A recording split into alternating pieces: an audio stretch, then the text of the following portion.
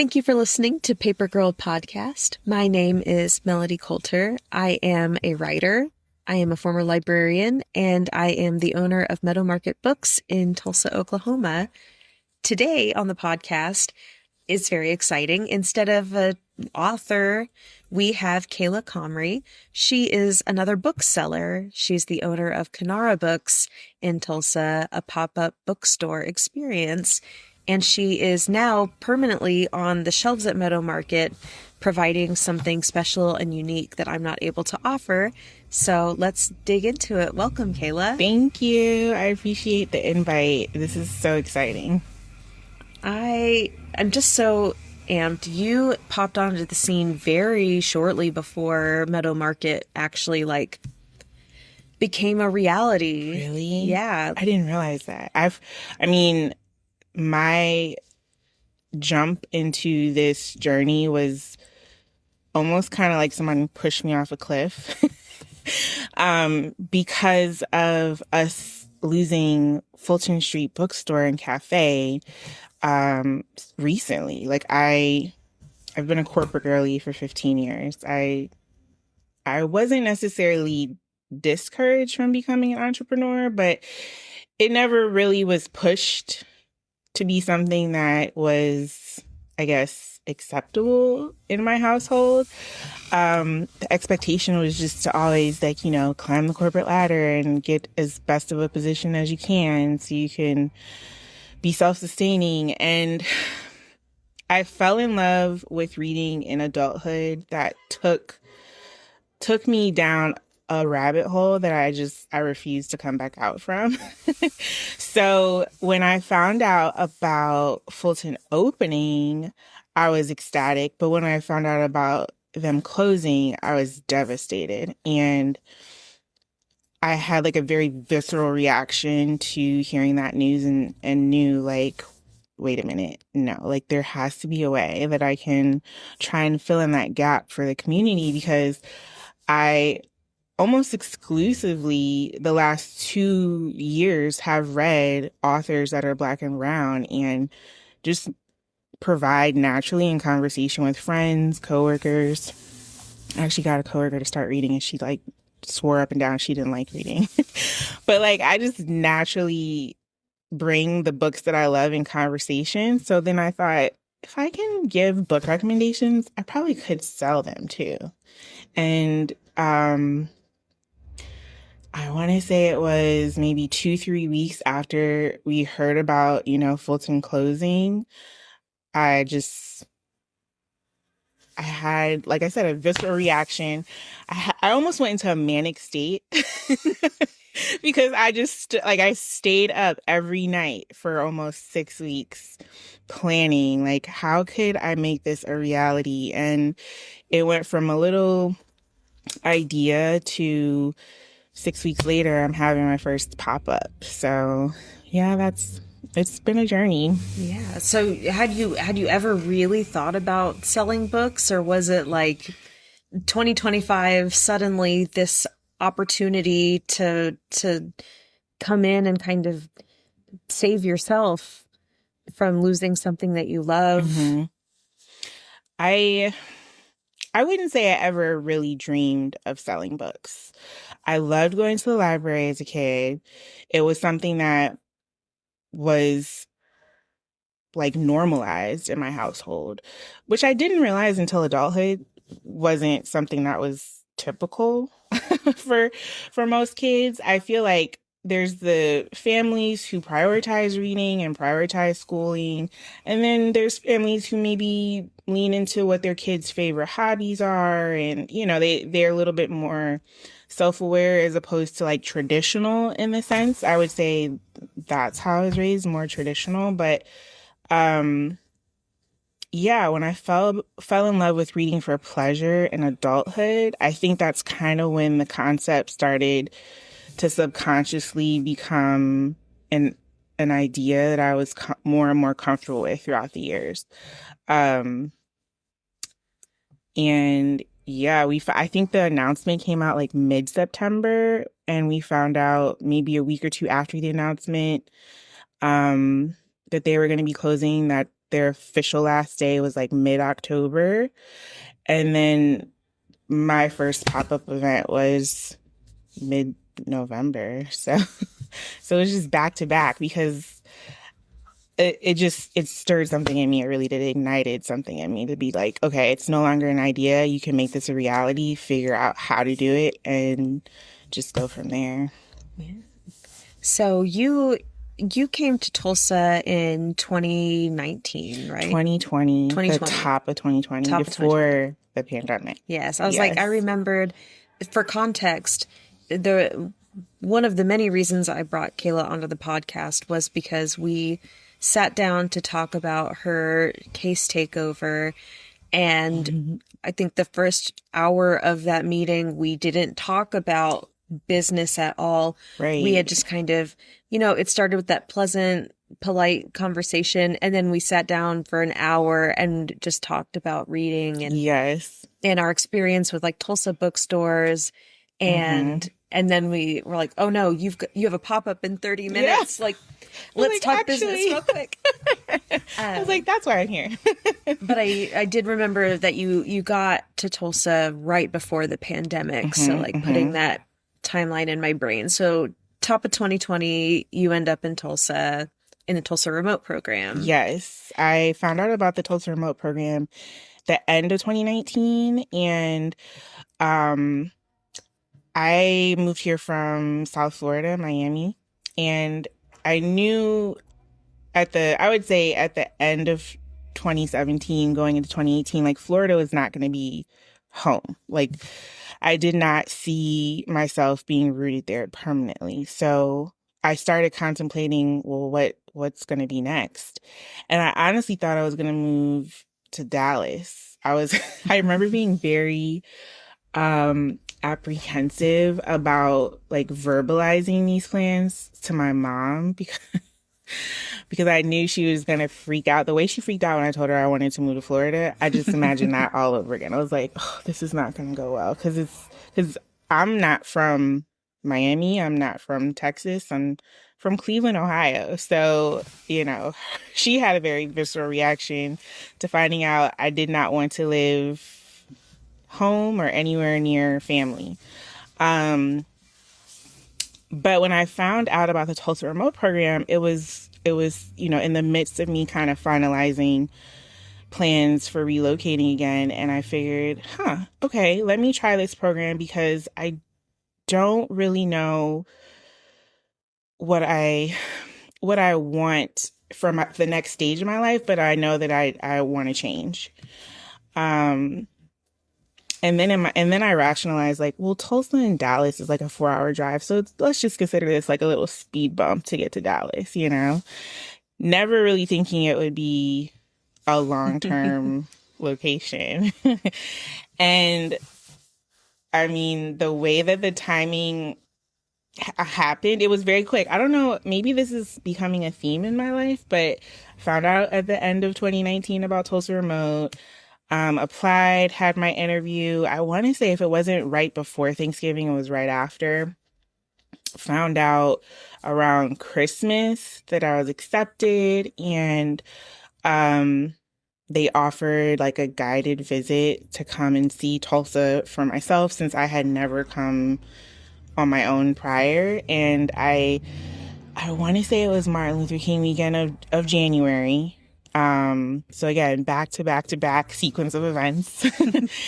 And I was like, well, my lease is up end of February. So, I mean, might as well just jump in and try it now, Oh my gosh. So I came here for my guided visit, Martin Luther King weekend, moved February like 25th. Like, oh my gosh. Yeah, almost a little over a month later. It's almost your Tulsa anniversary. Yes, it is. It's going to be 6 years on February 25th. That's crazy. Oh my gosh. And then that, around the same time, Fulton Street starting to starting to pop up. Yeah. And not pop up like what Kinara is doing.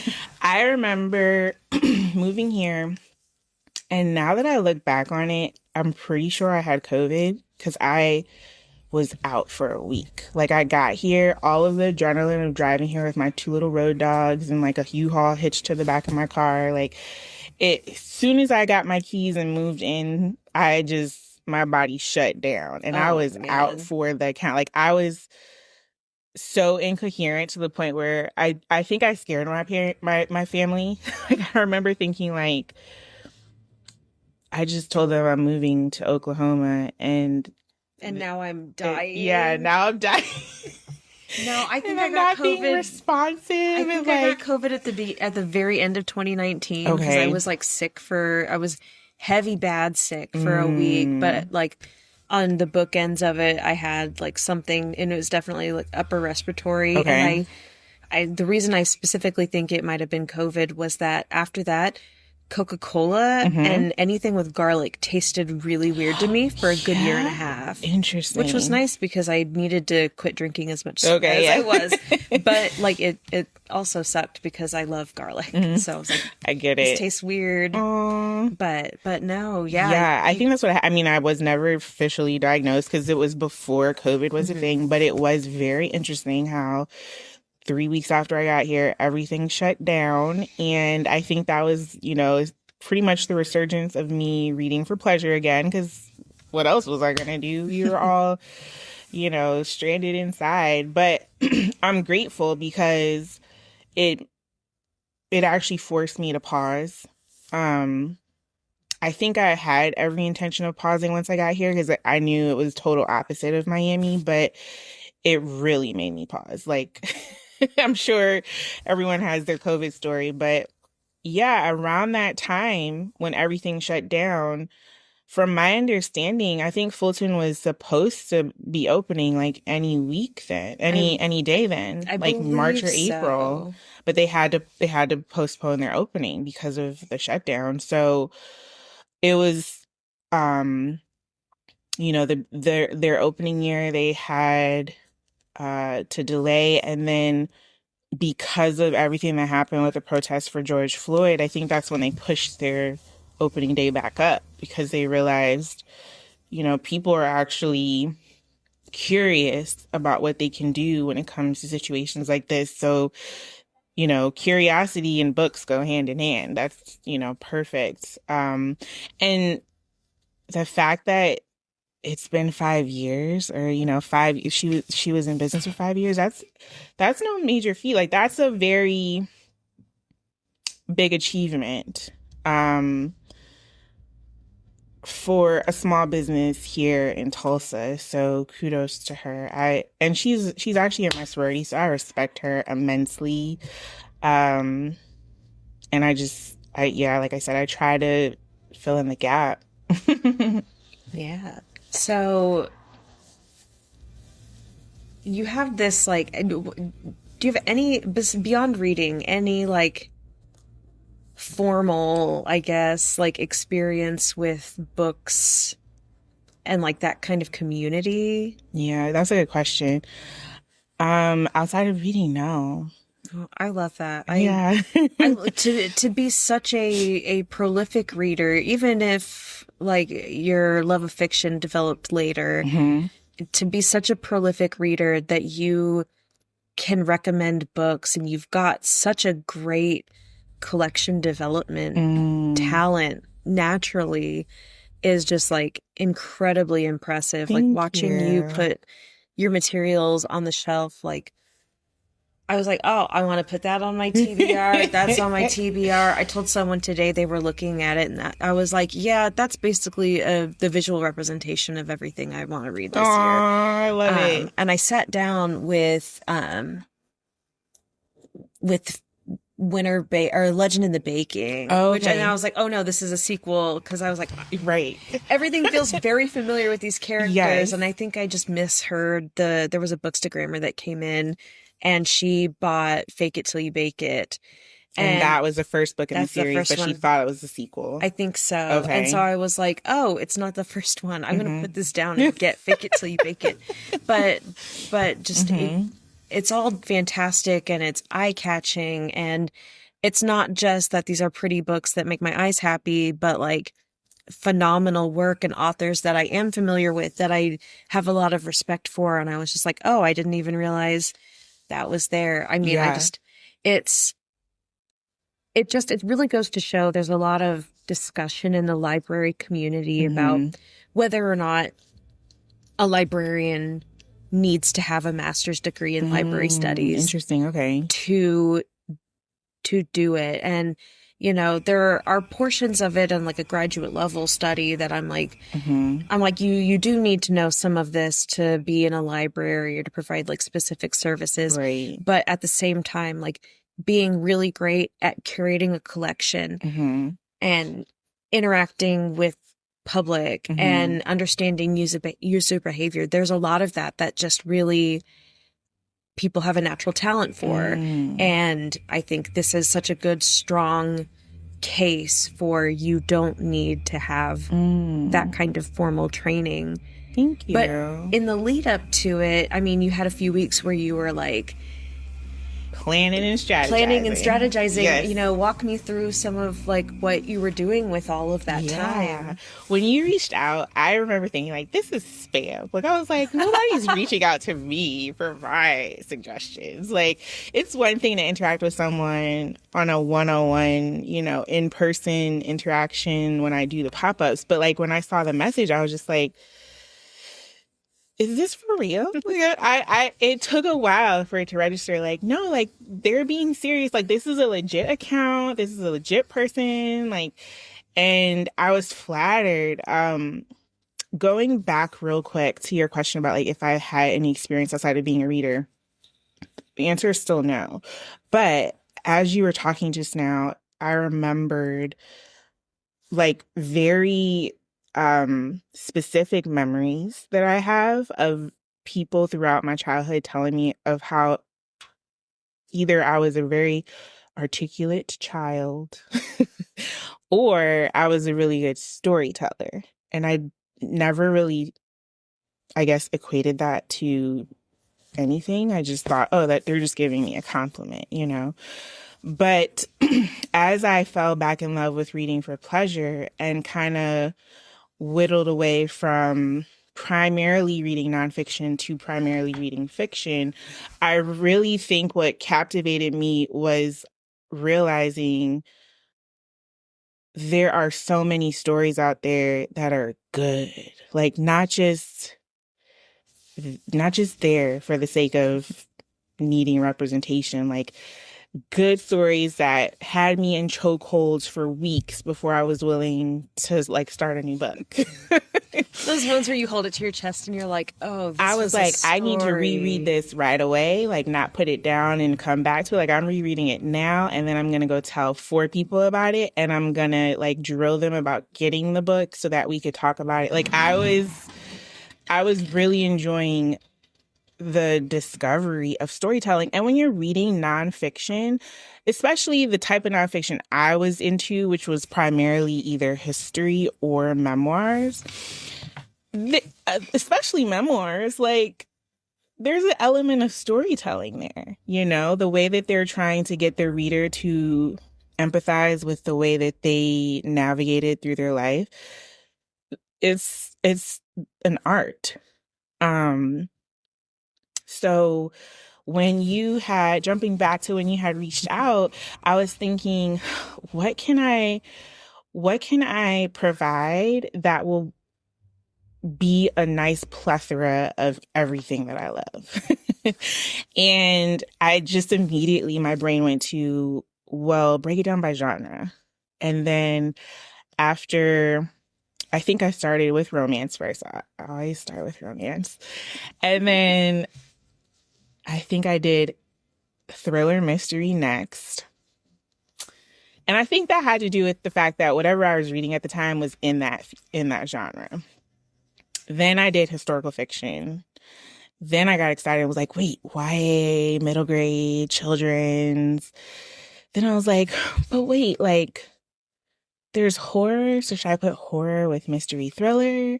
And then there's contemporary fiction. So I just kept coming up with more genres where I was like, but there's like at least a dozen ones that I would, you know, select for this genre. And it just became more of me whittling down from this like massive 10-page list that I started to, okay, what'll actually fit on the shelves? Like I came and measured the shelves, and I like literally put the measuring tape on my floor at home. Like, this is how many spines that equates to.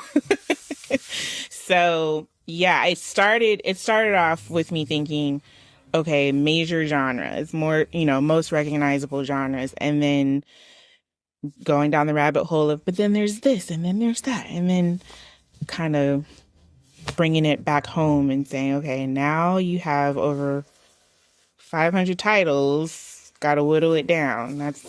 That was the method to my madness. No, I love it. It's so much nicer to go from like a big list and then kind of whittle. And that's how I do my shopping too when I'm on Ingram or Book Depot or, specifically on a publisher's page. I load up my cart. I just go nuts. Same. Anything that like I love or that I am familiar with that author or like, oh, this is on a recommended list.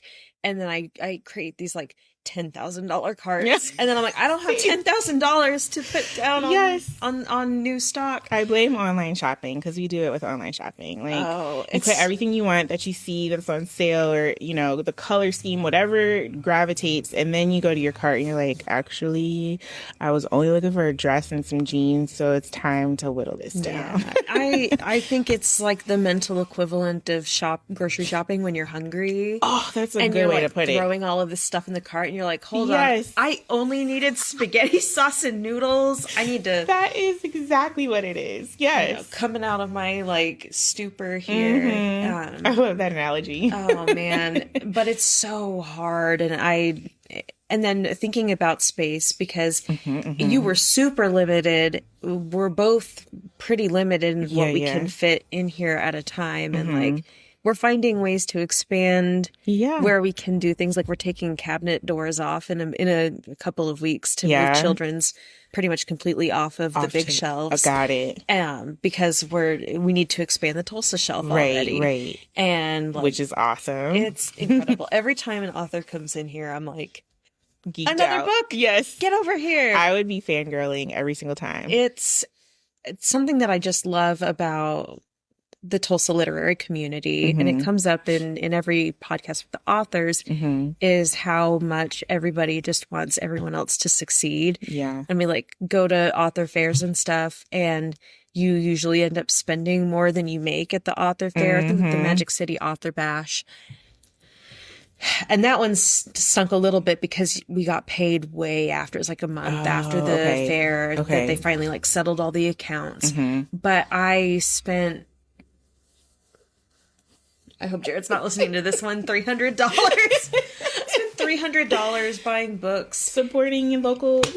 I was like, look at all of these signed books I have by all of these people that I respect so much. Yes. And like, there's like a dark fantasy author at my table with me. And so I was like, here's your money. Yes. Take your book. Trade. And then I got my check back and I did not make $300. But honestly, though, the Tulsa community, especially the Tulsa literary community, like, it's so supportive, and it doesn't shock me at all that there were so many, people, not just there participating, but that wanted to actually purchase other authors' books too. I've never gotten the impression that the community here in Tulsa specifically, which is why I'm still here 6 years later compared to where I moved from, that it's like rigid and dog eat dog. It's not like that. I would say, at least the experience that I've had, is super supportive.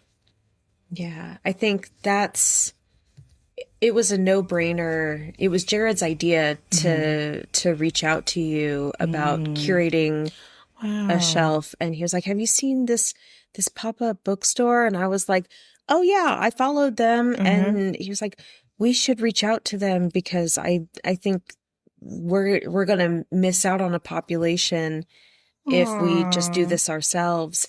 And that interest in collaborating comes very much from the way that we have been treated by Magic City, by Fulton Street, Yes. by Whitty, even by Eleanor's, at every turn that we've interacted with local bookstores, a Book and Bloom down in BA, like being down there when we were thinking about making it a mobile store,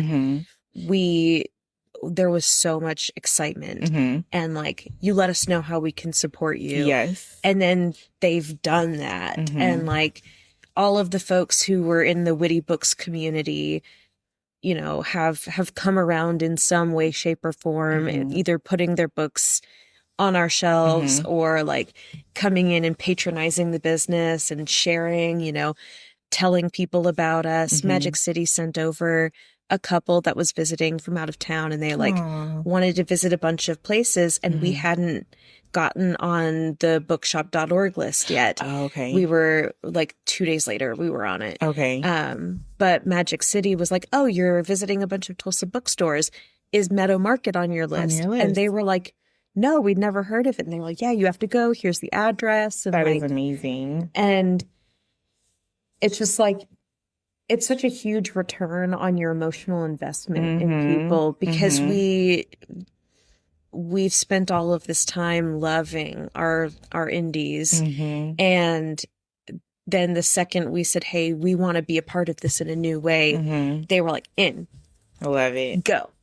And it's a treat. And so when Jared was like, we should ask about inviting Kinara Books into us, I was like, oh yeah, because that's amazing. If we did something like that, I have no doubt in my mind that a bookstore would have been like, hey, how can we support you? And so it was like, boom. That I did not know. And if you did tell me that, I find it hard that I would forget that. That's amazing that the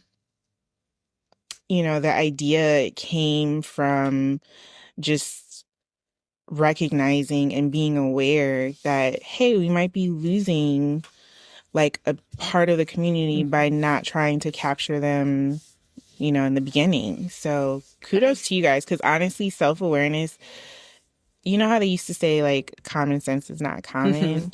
I feel the same way about like self-awareness is not, like, people are not self-aware. And the fact that you guys were, and that's what prompted you to even reach out, is really commendable. Yeah, I think that's a really lovely, like, reminder of what a good team it is. And again, talking about, like, do you really need, like, certain types of formal training to be in certain spaces? And the answer is absolutely not. Because I didn't think about that. I have a library degree, and I worked in primarily minority schools. And I was like, I can curate a bookstore selection that really reaches all populations, which is very like hubris of me. And I'm like, buying, and, there are some small overlaps in what you've selected, but really, like, I look at this and I'm like, oh, I recognize a few of these authors, but a lot of this is new to me. And I'm like, oh man, thank God that Jared said that, because we would have been missing out on so much of this. And like, the reality is, when you're shopping for books, a lot of this is not being presented. Yeah, it's something that I noticed almost immediately when I decided to start reading for pleasure, because when that happened, I was pretty much just going to the major book retail websites, Barnes & Noble. Remember Borders? I used to go to Borders all the time. I love Borders. My mom would go to Borders almost as much as she drank coffee. Like, that was like a store we frequented very much. I can see a book on the shelf. Can when you? the Borders in Norman closed, I bought that book for like $5. Oh my gosh, I can literally see it's got a red spine over there on the middle shelf. Yes, okay, yeah. And I'm like, yeah. Oh man, Borders. And then, oh my God, Hastings. Oh my gosh, I never heard of Hastings. Hastings, it was like a music and books and a little bit of art. But they had a coffee shop. I saw a music, like a small time musician in Wichita Falls, Texas, performed at a Hastings Hastings Coffee Shop. He did like fun little like acoustic kind of indie country rock mix. Right. Not important. They had some of the best coffee in Norman was at the Hastings in Norman. That's awesome. But they shut down too, you know. But anyways, you know. No, yeah, like when it came to me starting this journey, I almost, okay, let me back up. So I had a very specific goal. I was talking to my therapist and I'm like, you know, I think I've grown up enough to realize like exactly what I want when it comes to a partner. Like I need to start manifesting it now. Like I have figured out what I like. I figured out what I don't like. But outside of that, I need to start working towards it, you know, like which is like hindsight's 2020. It's very funny that I thought of it in a so meticulously, you know. But that's just the way my brain works. So anyway, she was like, okay, so what do you like have in mind when you talk about like manifesting it? Like, are you gonna write down like a very specific prayer or affirmation? And I was like, I could do that, but I think I'm gonna like start navigating away from memoirs and focus on Black romance. I was like, because that's just, to me, that feels like it'll help me align, you know, help me align with this manifestation. If I'm seeping into the spines of Black romance, like it'll happen, you know, like, and I gave myself a very specific goal, 100 Black romance books. By the time I got to 40, I felt like, oh my God, I'm not going to hit this goal. Like I was like, there aren't that many options. Why did I make it so specific? I should have just did romance. Okay, I'll just do romance. And then I realized that perspective that I had and like the panic that I had of not being able to finish this goal was solely because I was only relying on what I saw on these big box retail websites. They're only going to promote what the main publishing houses are going to invest in, what they're going to put their marketing money towards. And I quickly found out there's a whole indie author side, like not even like published by the big houses. And I'm like, oh, let me go over to the indie author side. Finished the 60 books quicker than I finished the first 40 books once I tapped into the indie market. And that's when I realized I could keep going if I wanted to. Like if I wanted to make this go from a 100 book goal to 500, I could. Like there's so many, and that again, it's very pigeonholed. It's very specific. But the fact that I could keep going once I tapped into the indie market made me realize like, I'm only believing what people are telling me. I have a lot to unlearn. Like, and that journey of unlearning has been beautiful ever since.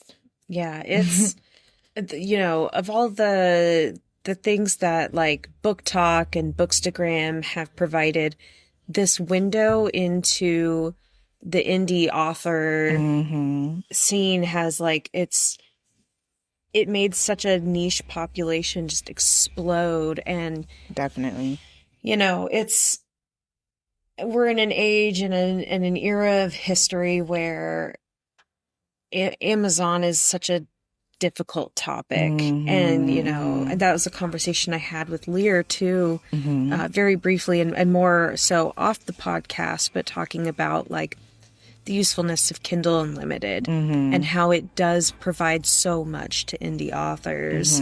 And that's also a benefit too. There's a lot of authors that I've read that I would have never read if I didn't have a Cave subscription. Yeah, same. And, you know, but like just opening your eyes to the existence of the indie author market is so powerful and empowering for a reader. And like, and then as a bookseller being able to say like, oh yes, I know of this seemingly very small time author who's got these big, beautiful stories and you should read them. Yeah. It definitely opened my perspective so much. Once I found out there was even an indie author market, and like I said, I had a lot of unlearning to do because, I realized, like, in that moment when when the light bulb finally went on, like, there's ways you could read other authors. It's not going to be what's promoted, though. It's going to be what these authors are self-promoting, and then I was like, and don't forget, you picked a very specific genre, trope, niche, whatever you want to call it. So you can spread your wings now and actually read, like, across all genres, like, and that's what kind of kept the fire burning and motivated me even more when I realized, if I really wanted to fill in this gap, I was going to have to get familiar with other genres very quickly. And that's what I did. So that's what I'm doing. I'm still a work in progress. I'm a very scary person. So, like, the fact that I just finished my first horror book, which is actually right here, Make Me a Monster. How was it? That cover, it's crazy beautiful. It's so beautiful, by Kayla Comrie. Yeah. It's a YA, so I think that's also something that people should keep in perspective if they are interested in horror, because sometimes people don't remember, like, YA is not going to have the same type of dialogue, So, but either way, fantastic. It's a retelling of Frankenstein. I don't even think I read Frankenstein in school. Like, I went to a private Christian school, so they weren't doing horror or anything. They were doing Shakespeare and American classics, so yeah. So I think, as a 36-year-old just now getting some exposure in other genres, still loving what I'm coming across, like, I think that's a sign as to how there are so many good stories that are just waiting to get in front of the right audience. Oh, yeah. And, that makes me think of, like, a thing I've said for a long time, but especially this week, in conversations with people, is that when you limit yourself to, like, these social conventions, so the idea that, like, oh, as a white person, you shouldn't be reading a lot of Black fiction, or I can only find books that are in a big box retailer, and anything else is probably going to be trash, which is, like, a criticism of KU and Kindle Direct Publishing items that is, like, no, whether or not it has a major publisher behind it, that's not going to tell you if it's good any more than it's going to tell you if this is bad. But this idea that if I only read books that are made for my age group, then that's appropriate reading for me. And, kids, there's a common conversation in the children's library space, in the child development space, that children will read and really take in only what they're capable of. And parents are very scared that kids will read, like, an adult book, and that's going to be too mature for them, and it's going to absolutely mess up their psyche. And the reality is that 99% of the time, when they're reading a book that has content that they're not ready for, it completely, like, flies over their head in the craziest ways. Interesting. And I kind of vibe with that because I read Judy Blume's Forever in the 3rd grade. I was not ready for it. I didn't know how you spelled the male anatomy. And so they kept talking about it. And I was like, I don't know I don't know what they're referencing. Yeah. And it was probably, I was like 3/4 of the way through the book before I realized what was going on, because I was a big Judy Blume fan as a kid, and my grandmother handed me this book, and she was an older lady, so I don't think she remembered what was in that book. And my mom, I don't know if she saw that it was, or if she was just not worried. My mom, was pretty strict on the media that I consumed, but when it came to books, she was like, whatever. And I think she just knew, because she didn't have any, like, she was a daycare provider. And so she was familiar with child development. to a certain age, but Cool. not really in like the reading space, Okay. right? You know, it was Okay. like reading picture books to kids Right. during story time at daycare. But so on that end of the spectrum, kids getting access to books, they comprehend what they're ready to comprehend for the most part. That tracks though, because I mean, in your example alone with the book, like you didn't know, but it's not like you saw it and because you didn't know, you like stormed away and threw the book and like, I just can't finish this book. Like, you know, I didn't turn just into kept any kind of going. like weird, you know, Yeah. psycho sex freak. Right, Because I read a book exactly. about having sex Right. way younger than I probably should have been reading it. You know, and honestly, it gave me some like understanding about puberty. And so when that happened afterward, I was like, okay, I know what's going on. And, you know, so a lot of really good lessons to take from that. But on the other end of it, and really what my main point about this is that as adults, we tend to say, oh, I can't read children's books. I don't have a kid. I don't spend any time around children. So I don't need to read middle grade. I don't need to read a picture book. I don't need to read YA. I don't get that. I personally don't. It's just like I boxed myself in a little bit of it, but Okay. I did for a while until things really got bad with J.K. Rowling. I used to do a yearly reread of the Harry Potter series. Yeah. And really enjoyed that, but I didn't open myself up to much YA. And then I went to library school. Okay. And when you want to work in children's services or in school librarianship, you have to take classes on children's literature and YA lit. And, you know, when you're reading that kind of stuff, you want to be intentional with your collection development classes. And so you're reading what you would then be developing a collection for. And somewhere in those classes, I read The Girl Who Drank the Moon by Kelly Barnhill. Okay. And it's my favorite book. Yeah. It was published when I was 23 years old. Okay. So if I had not done all of that reading for class in my late 20s, I would have never come across my favorite book, which also would have probably meant that when she released her contemporary fiction, I probably wouldn't have read that either. And I'm really glad I did because it's a very close second. Okay. But like, we are only children for so long. Right. And when you become a parent, you're like, wow, you really aren't a child for very long at all. But in the grand scheme of life, you know, we're reading middle grade for, you know, 3-4 years. And then we move into teen and tween books. And then we move into YA. And if you're limiting yourself in those 3-year chunks, you only have the stories that were written up to that point. Right. And so The Girl Who Drank the Moon is middle grade.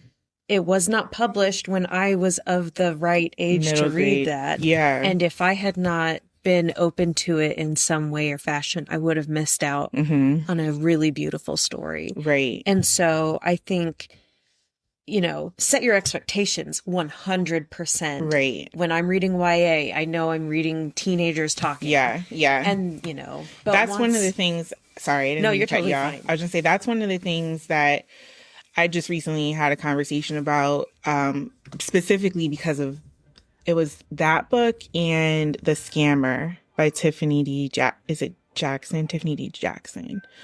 Another new release that's come out this year, and both of them are YA. I want to say The Scammer is it's based on a college campus, so it's older than the main characters in that book are older than the characters here in Make Me a Monster. I'm fairly certain Make Me a Monster, she's high school.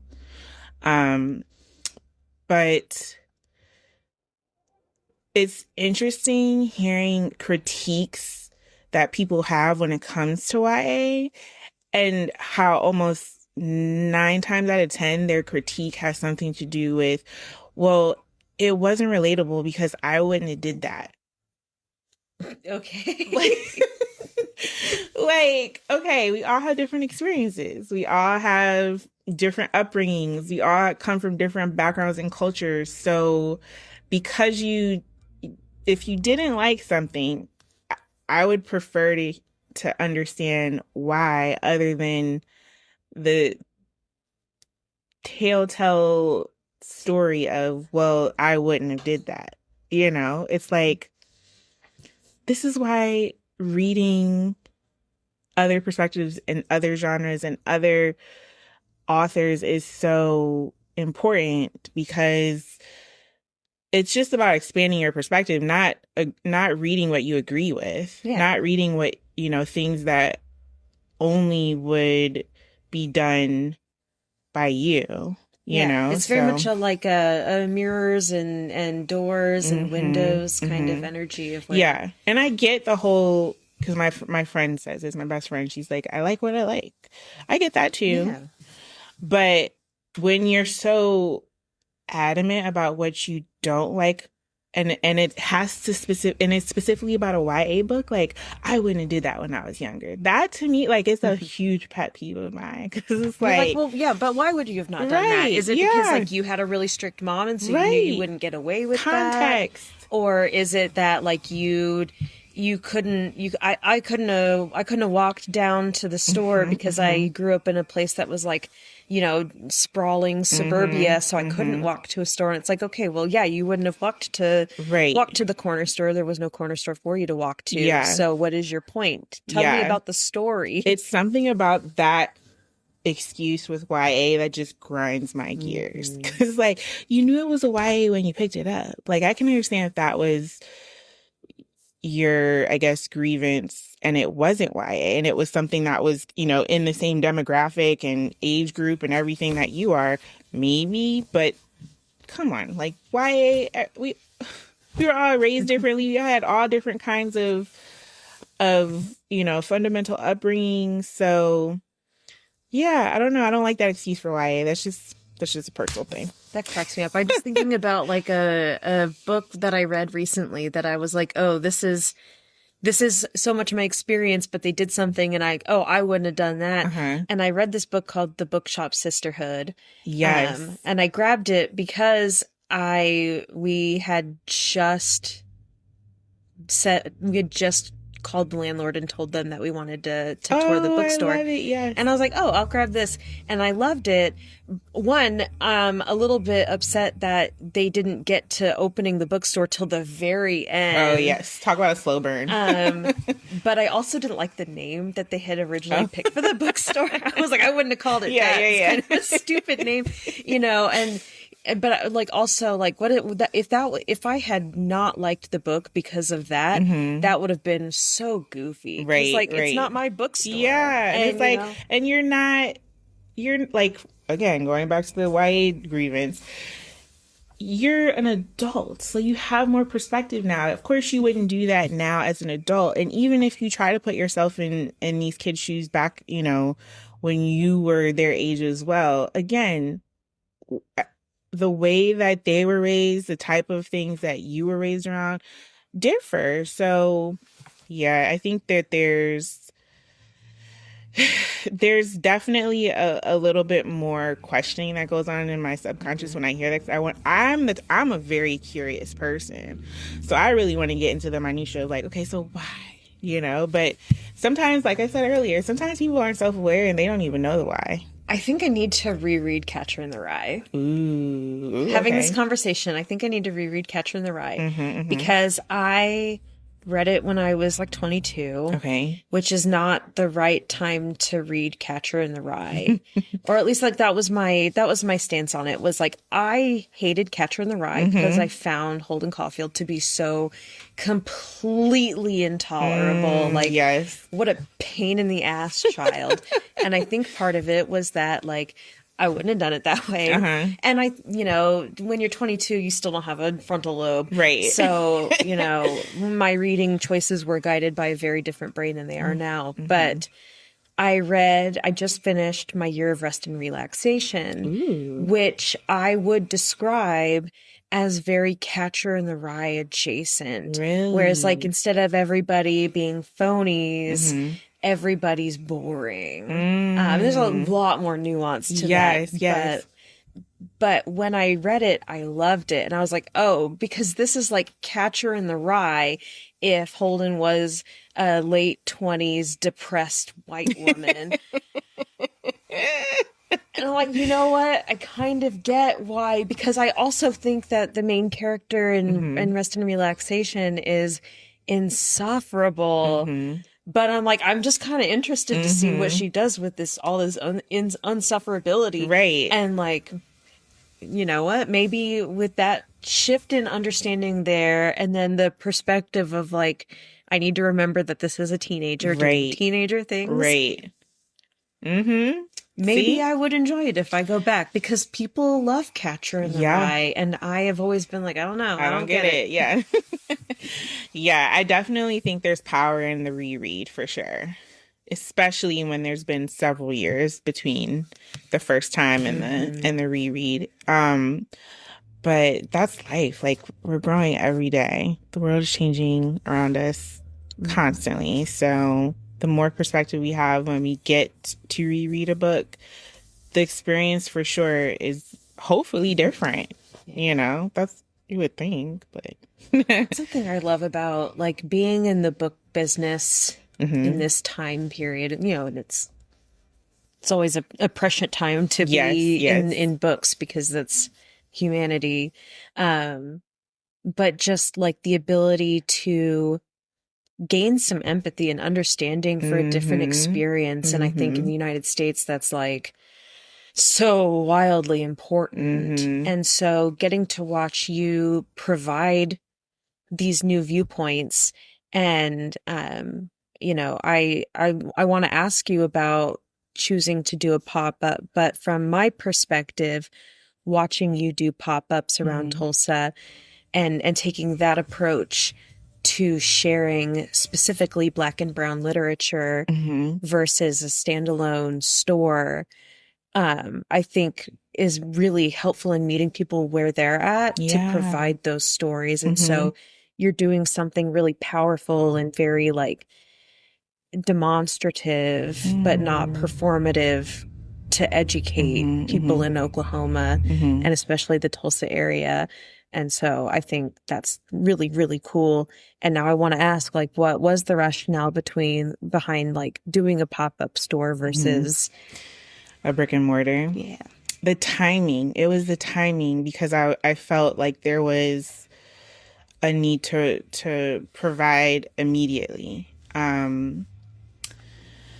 I think when I was doing this, 6 weeks, head down, late nights, trying to figure it out, the end goal is to have a brick and mortar. But I knew that if I decided to wait until I had a brick and mortar, I would have had to wait at least 6 months to a year.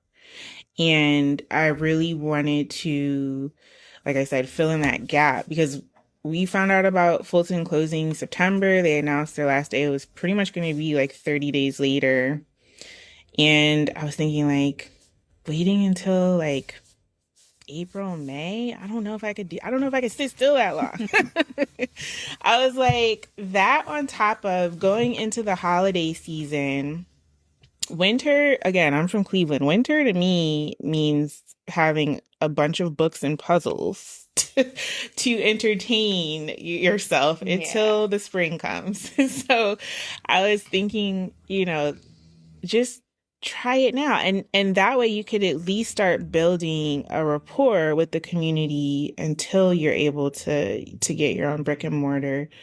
I also wasn't 100% sure location-wise, like if I did wait for brick and mortar, where it should be in Tulsa. And I knew, again, if I waited any longer, I probably would have talked myself out of it. So that was the driving reason. Like the timing, I was just like, they announced their closing and the actual closing date is fast. I gotta start fast. And also, I really am a huge advocate, and I have been for a while now, of supporting small businesses. And I knew that if I were to try to execute a pop-up concept, I would be able to promote the small businesses that I would be trying to do a pop-up in, you know? So that to me almost felt more natural than going through the process of, you know, commercial real estate and figuring out a location. I was just like, of course I'm going to uplift other small owned businesses. Like that's if you ask the people closest to me, like that's what I've been doing for a long time now. So it fit everything. I feel like all the different pieces of the puzzle just happened to keep fitting. I wasn't getting a lot of resistance that I was anticipating, you know? But I think it's because that's the way the trajectory of the planning was supposed to go. So fingers crossed, everybody still, you know, put out there in the universe, like, I want a brick and mortar, don't get me wrong. But yeah, in terms of what the community was losing and how fast we were going to be losing it, pop-ups they just went hand in hand. I love that. And that's, you know,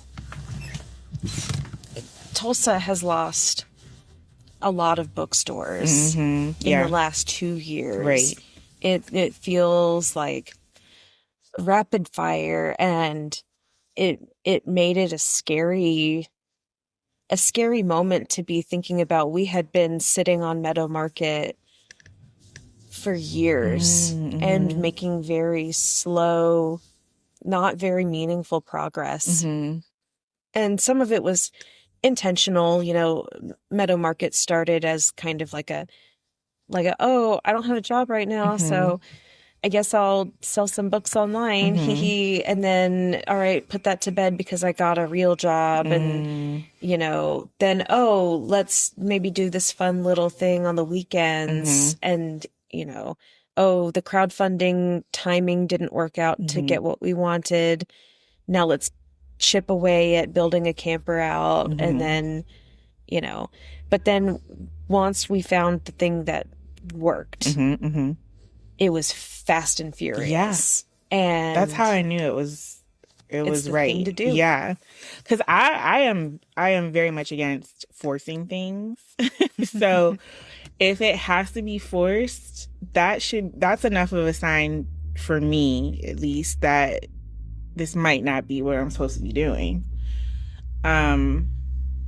Now I've always been very stubborn, so so I can't say that I have always recognized when something isn't going my way, but this just it's almost like it fell in my lap. Like the concept, the idea, all the different pieces of the puzzle that it took to become an LLC. It took to become a member of the American Booksellers Association. It took to, start becoming an official bookseller with a publisher. Like all of these things that I thought would be such mountains to climb and conquer was just as easy as making a cup of coffee. And I was like, I think this means this is what I'm supposed to be doing. This is right. Lord knows in my normal quote unquote real job, that's not how I feel. You're like, boom, everything's falling into place. Yes. I'm like, I have more frustration working my normal 9 to 5 than I am having starting this business. So I'm going to continue to listen to what God and the universe are telling me. I love that. I'm really, really glad that you're feeling that same thing too, because sometimes I sit and I'm like, is this happening too easy? Yeah. I keep second guessing myself, like, wait a second. What do you mean? So when is the other shoe gonna drop? Right. That's exactly what how am I missing here? Right. And I ask that all the time of my friends. I'm like, read over this. What's missing? Like I sent my business plan to a friend and I was like, tell me what I need to add to this. And she's like, no, it looks good. And I'm like, no, but there's gotta be something. It came together and the information I needed was right where I needed it. And there's this building and it's, this is a really meaningful spot to my family. And Yes. the timing was so scary perfect. We're talking 20 minutes from list the camper and give up on the camper dream to sending a text message to the landlord. Right. Like, is this real? And then it not being one of those like $1 million realtor people that is going to send me 1,000 emails. Yeah. Oh man. Yeah. And like, I'm like, what am I missing here? Right.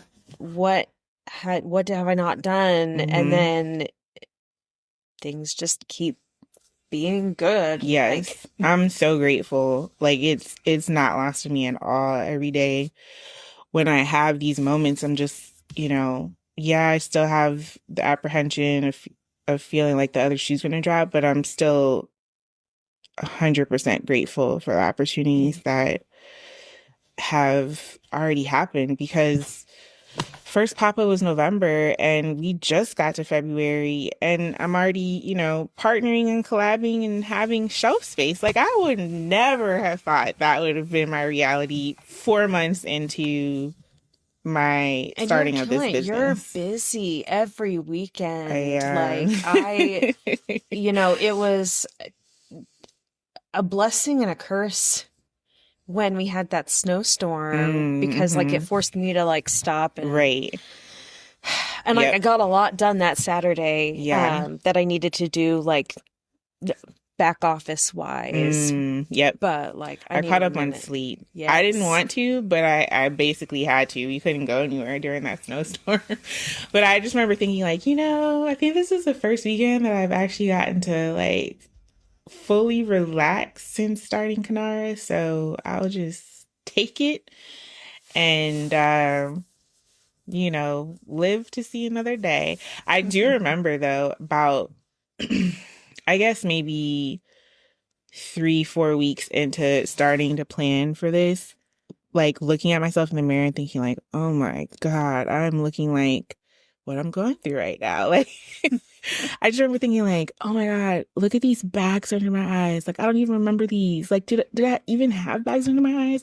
Because I was staying up to try and plan everything, So it was the fact that I saw myself and I said, okay, well, I'm going to just buy a bunch of eye patches. And and after I get home from, working out, I'll shower and put on my eye patches while I work. Like, it wasn't like, whoa, this is scary enough for me to stop. It was like, okay, this is telling me you need to adapt and or pivot, add some new self-care routine now that you have this extra work that you're thrusting yourself into. So yeah, I'm big on eye patches now. I love a little skincare mask and like you can do it with emails. You can no one's seeing you. Yeah, exactly. It's not like our Teams meeting discussion before we started recording, like watching ourselves in the Zoom box. No, I just it's been a joy as a reader to watch your pop-ups go nuts, and then to like know that we had this like cooking and and then releasing it onto the world, and the reception has been really positive, both for the store and for the collaboration. And like, we put together one collab and then we're finding all of these opportunities. And then I'm like going nuts, and I applied for an event in April, and then I was like, wait, I actually am not even going to be in the state. And then being able to be like, Kayla, do you want this spot? Because like they need somebody to fill in for this. Yeah. This is what I'm talking about. The Tulsa community and the Tulsa literary community just being so neighborly. It never ceases to amaze me. I love Tulsa so much. I'm so grateful, and I don't want to get emotional. But that's what made me stay. That's what made me think Tulsa's home. Because where I moved from, I would walk my dogs, twice, maybe 3 times a day. Where I grew up, you talk to people that you walk past, you say hello or good evening or whatever the time of day it is. They will look at you like you had 5 heads. And I'm like, I I'm just walking my dogs and being polite. Like I'm not trying to, sell you anything. I'm not trying to start a whole Just trying to full-fledged connect conversation with as you. a human being. Yeah, and here in Tulsa, it's like not only do they acknowledge you when you walk past someone on the sidewalk, but then they tell you about, oh, here's this other bookstore, have you heard of this bookstore while you're on your trip? Like, people converse with you and have authentic conversation with you and look out for you. And that's one of the things that I will always appreciate about Tulsa. I love, no one looks at me like I'm crazy when I see them pick something up off the shelf and I'm like, oh yeah, because this is really the perfect arena for me because I can just yap about books all day long. Yes, and every single thing, it helps that, most of this I picked out and purchased. And so like there's a reason why I picked the things that are on the shelf. But like, especially if they hit up the Tulsa shelf and they pick up, like G.D. Brown. I worked with Greg before he went to grad school for English writing. I worked with him. So when people pick up that book, I'm like, oh yeah, I got a copy of that book when it first came out, and there was author copies that he sent out on his own. And so he drew a tree in mine. In a red Sharpie. I don't know why he drew a tree. It had nothing to do with the book. But like having just like these opportunities to talk to people about books, and they don't look at me like, why are you watching me shop? And I'm like, I just wanted to tell you about this item that you picked up that I love. The children's books, like people keep pointing at the Zoran Walks New York. And I'm like, I'm a big fan of Zoran Mamdani and watching like his whole experience and his campaign. Yes. But the reason I bought that book was because I love New York City. Yes. And the first time that my husband and I went to New York City, which was the first time I'd been there, we didn't do anything. It was 2021, so there wasn't anything to do really except walk. Right. And so we walked all over the city. It was like 3 days of walking. I think we went to the Met, and that was it. Okay. And then the rest of it was walking. Yeah. We went to, our trip to New York City, not the point. We did go to the 9/11 museum too. Okay. And I cried for like 3 hours. But we loved New York City. And so when people pick that up, I'm like, oh yeah, isn't that cute? When you did like a 13-mile walking tour. I loved walking around New York City and like just moments. There's certain cities, even here in Tulsa, where it's like you can walk and you can get in a lot of the culture of the city and the dynamics of the city, and New York's definitely top of that list. So that's cool that you have that kind of memory too, because I love being a tourist. I like going new places all the time, so locations, figuring it out. I think the last time I did that, I went to Denver, and I knew that they had like a train system, a light rail system. So I was like, I'm going to try this out on my own. Also, you're a public transit fan too. We are too. I got to, the first public transit I got to ride was the train system in Tokyo. Nice. Which was like, talk about throwing that into the deep end. Yes. And we didn't mean to, but the layover that we had in Tokyo to get to Okinawa, where my family was, was too tight, and our flight from LA to Tokyo was delayed. Oh man. And so we landed as our flight went. So we stayed in Tokyo overnight. And then had to get to the train because the hotel was in a different part, and we were flying out of a different airport. Interesting. Okay. So lots of movement. Yeah. And we forgot to get yen before we left the U.S. And so we had to figure out how to use, this was before the U.S. was using chip cards. It was all complicated. And then they have, like Latin alphabet spellings of things on their train system, but it's still not 100% like American English. It was very hard to like navigate it. We got on the wrong train and we had our bags with us, and then people on the train looked at us and we were like, airport, and like 10 people were like, no, wrong train, and helped usher us with our bags off, and they were like, next train. And then But then just fell in love. I went to DC. I've been to DC a couple of They have times, a good and train their system train too. system's wonderful. Yeah. Yeah. And then I know that New York City is dirty and stinky. Yeah. I still love riding the train The in train, New York. yeah. This experience. They're like the OGs of the subway system. I'm sure factually that's probably not true, but everyone knows New York has a subway system. Yeah, I don't think I knew my brain DC. is just like freaked out about how old the system is. Right. Yeah. Yeah. Seriously. Do you side note, speaking of the I guess public transportation in New York, do you watch The Gilded Age? I don't. Okay. If you do have time to add a show to your list, The Gilded Age has captured the building of the Brooklyn Bridge and how that connected Manhattan to Brooklyn, and how like that was like a major like moment in time during that period. And it's been fascinating. Like the whole show is amazing, but like that specifically has been fascinating because I didn't realize the person who primarily not just did the architecture for the bridge, but making sure it was actually operated and done correctly was a woman. And I learned that from The Gilded Age. She was like, I have more reading to do. I was like, how did I not know this? Well, now it's time to find a book to it too. Yes, exactly. I love that. There's a woman on social media that's been doing like little known figures in history that were Black, and like talking about like the 3-color traffic signal was the one that came on my feed today. Yes.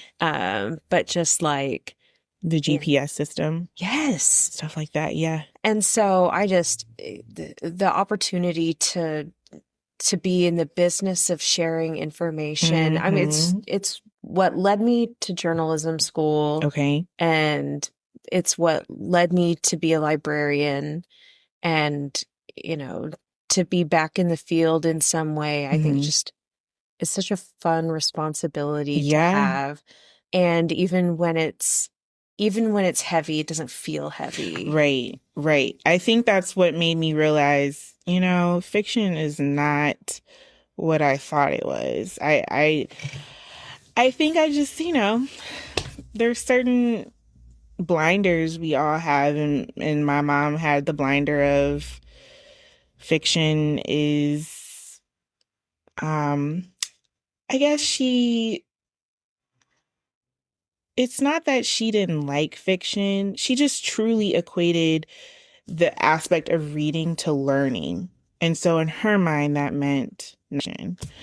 But I can't tell you how much I've learned from an empathetic and emotional intelligence perspective since taking in more fiction. And I'm still learning from fiction. So don't get it twisted, you know. I've tried explaining that to my mom too, and it's taking her a little bit more time to accept that. But I feel like once I've given her plenty of book recommendations, but like once I not just give her a good book recommendation, but then she actually opens it and reads it, then she'll get it. I just get my stubbornness from her. So there's always one book that like shifts everything for somebody. Seriously, yep. And, you know, I feel like it's like a secret sixth library law, like very akin to like every book has its reader and every reader has their book. Yep. Well, you know what? It's not secret sixth because that's the part there. Every reader has their book. Yes. There's something that's like, this is the one that gets me to read. Oh, I love it. We've talked a long time. We have? Okay. I love it. No, I don't, not to like cut off, but I want to make sure that like we both put food in our bodies tonight and take care and rest in that. And so I'm going to ask my final question, which is the question I ask everybody, which is, since since getting involved in specifically the Tulsa literary world, what is the most surprising or interesting thing that you've encountered? That's a good question. I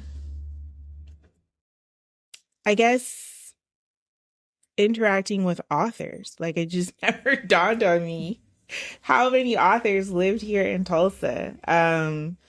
That's been a really cool or interesting experience so far. And like I said, I'm about to celebrate my 6-year anniversary. So they've been amongst me all 6 years. But it's just so cool seeing how, now that I'm like an official bookseller, like how they're more prone to be like, oh yeah, I'm an author and this is what I wrote. I'm like, do you know you're a god? Like, you're a literary god. You're a rock star. You're a rock star. Like, I want to kiss your feet. Like, that's been the coolest experience for sure. And it also makes me in the same headspace. I'm also like, I can't believe I did not know this author lived here. Like, shame on me, but also like, do you know how cool you are? Do you know how awesome you are? Oh man, that actually reminds me of a question that I did want to ask, which was, Meadow Market specifically tries to attract in our local authors. Yes. And what is the plan, or what do you envision for Kinara interacting with local authors? So one of the things I definitely want to be able to build up to is having like author events, being able to, whether it's before or after I get my own brick and mortar, I would love to just be able to provide a platform for them. So whether that's a book club meeting, or if they want to have Kinara Bookstore be one of the stops on their book tour, just to talk about their book, whether or not the people have read it yet or not. I definitely see that in Kinara's future, being a resource and a platform for them. So building my way up to be able to have some place to host them, because right now I don't think they'd want to, unless maybe I could turn it into some kind of cool YouTube page, but unless they want to get in the car with me in the inventory and we talk about their book, I want to have a proper setup for them, I can roll out the red carpet. Yes. Have them sit in the trunk and sign books and line around a parking lot. You know how they have the videos of what's the name of the late night? It's like, is it Jimmy that does them in there? In the car? I think so. Like the car karaoke? Yeah. Like that? Yeah. Something like that, but for authors? I might be able to think. I don't hate that idea. I might be able to think of that concept, I would watch actually. I can flesh that out. It just takes like one wild hair idea, right? Like this podcast and having it in here came from, I had an author friend who was like, I want to market my book. And I was like, oh yeah, tell me about your book. And then I was like, actually come talk about it on a podcast. Because the way you described it, that it's sold. Yeah. Yes. I was kind of getting excited as I was talking it just now too. I was like, actually, that doesn't sound bad at all. I love it. Yeah. Yes. Well, if as soon as that launches, you've already got one guaranteed subscriber. Awesome. Thank you. I appreciate it. See? The Tulsa literary support. It happens. You say, I want to do this, and the community says, great, how can we help? We're there. Wherever it is, we're going to follow. Yes. And it's so good. Yep. Kayla, it's been from day one an absolute joy working with you. Yes, you too. Such a fun experience. And Thanks, Melodie. I'm glad that we got to connect as people too. For sure. So. Yeah. I'll never forget our first conversation. Like, we talked about business stuff for maybe 10 minutes. Yeah, it was all just like getting to know each other. Yeah, after the best getting to know you ever. Yeah. I got home and Jared was like, how was it? You were gone a long time. And I was like, yeah, we only talked about business for like 10 minutes. I was like, I just really love her as a person. Oh, yes, I love you too. You've been such a good support. And I I can't advocate for you enough. Like every time I see your post, I'm like immediate what's it called? Repost. No, I feel that too. Like it feels like I mean, technically we're not business partners. Right. We're partnering on something, Right. but Like we're we're not. collabing. But I feel like you're a business partner. I don't feel like I'm doing this alone or that, and I'm doing this with Jared. Like, Yeah. I don't feel like we're doing this alone. Right. I feel like we've got each other. Support. And it's the coolest thing that I never would have expected. Ditto. And here we were, January 2025, neither of us saw ourselves doing any of this. Sure didn't. And then suddenly the wind shifted, the timing was right, the stars aligned. Seriously, we're elbow deep now. And here we are doing it. Yes. Yep. And go us. Go us. Yes. Oh man, I love it. Man, I think the real theme of all of this is like dreams come true, and when things are right and ready, they happen exactly as they're supposed to. So yes, I accept that. I love it. I just what a treat. I think I say that at the end of every episode. What a treat. But treat. Genuinely just a treat and a joy. And I can't thank the listeners enough for all of the support of the podcast and of the store. If you don't already, you need to follow Kinara Books, Instagram, Threads, Facebook. Where else are you? We have TikTok, Threads, and Instagram right now. So I think any of those methods would be good to keep up, to see where we're going to be next. And then, hopefully you can come see us in person too. Yeah. Follow the pop-up calendar. Yeah. And then as a member of the American Booksellers Association, Kinara Books is also available on Libro and bookshop.org. Correct. So if you can't make it to a pop-up, then you can at least support that way. And then if you are in Tulsa and it's not a pop-up day, you can come check out what Kayla has carefully curated to add to Meadow Market. Yes. And we've got a really so exciting. It's such a thrill, and it makes me think that I've got a couple of author friends that I think need to join your list. Really? And then also good. I need to put on here. Awesome. Specifically thinking, I sat next to a dark fantasy author. Ooh. Her name is K.L. Jones. I don't know if you're familiar. How do you spell the first name? It's just K.L. Oh, K.L. Jones. Yeah. Okay. That's her pen name. Got it.